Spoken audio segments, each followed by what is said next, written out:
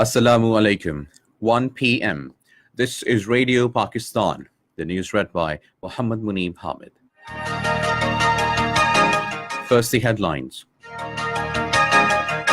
Prime Minister says Kashmir liberation movement is a political struggle and there was no military solution to the conflict.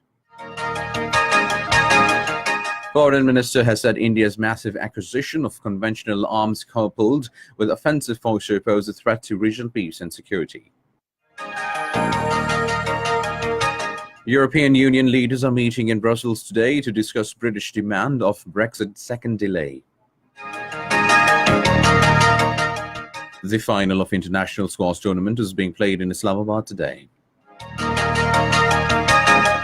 And now the news in detail. Prime Minister Imran Khan has said that peace with India over the disputed territory of Kashmir would have tremendous effect for the entire region. In an interview with BBC, he said the two nuclear-armed neighbors could only settle their differences with dialogue. He said if India had come back and then again attacked Pakistan, Pakistan would have no choice but to respond.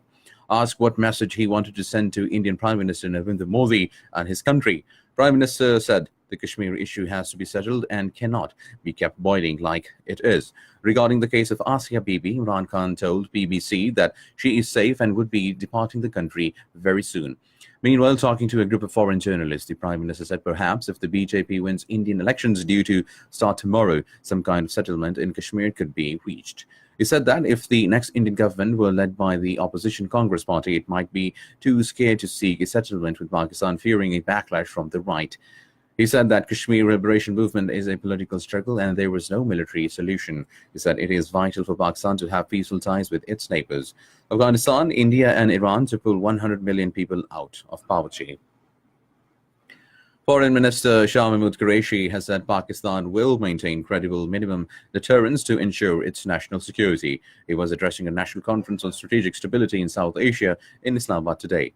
Shah Qureshi said, as a peace-loving country, Pakistan is committed to peaceful and normal relations in its neighborhood. However, we would also like to make it absolutely clear that we are equally determined to frustrate any attempt to create the so-called new normal. The foreign minister said Pakistan is opposed to conventional and unconventional arms race in the region. He, however, said India's massive acquisition of conventional arms coupled with offensive posture poses threat to regional peace and security. Talking to the Somalian Ambassador to Pakistan in Islamabad today, Foreign Minister said strengthening economy is our foremost priority. Shah Qureshi said Pakistan desires to bolster trade relations with all the African countries, including Somalia. Both sides agreed to enhance cooperation in different areas, including energy, education, infrastructure, development, and construction. Commander of Turkish Air Force General Hassan called on Air Chief Mujahid Anwar Khan at the Air Headquarters in Islamabad today and discussed bilateral relations, regional peace and security. In his remarks, the Air Chief said that Turkey has always stood by Pakistan in the hour of trial. The Turkish commander appreciated Pakistan Air Force's efforts towards indigenization. The first coal-based power project was inaugurated in Tharparkar today. Chairman Pakistan People's Party Bilawal Bhutto Zardari inaugurated it. The power plant has been capacity to generate 660 megawatts and consists of two power generation units of 330 megawatts each. This project was completed under CPEC flagship public-private partnership of Government of Sindh in 10 years' time. The Pakistani aircraft carrying relief goods for the Iranian flood victims landed in Ahvaz today. Pakistan's ambassador to Iran, Rifat Masood, handed over the relief goods to the Iranian officials. The relief items, which include tents, blankets, and medical kits, have been sent on the directions of Prime Minister Imran Khan. European Union leaders are meeting in Brussels today to discuss British demand of Brexit second delay.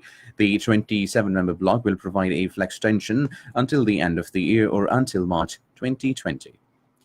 In the final of international squash tournament in Islamabad, Farhan Mahmood of Pakistan will take on Mohammad Al-Sherbini of Egypt today.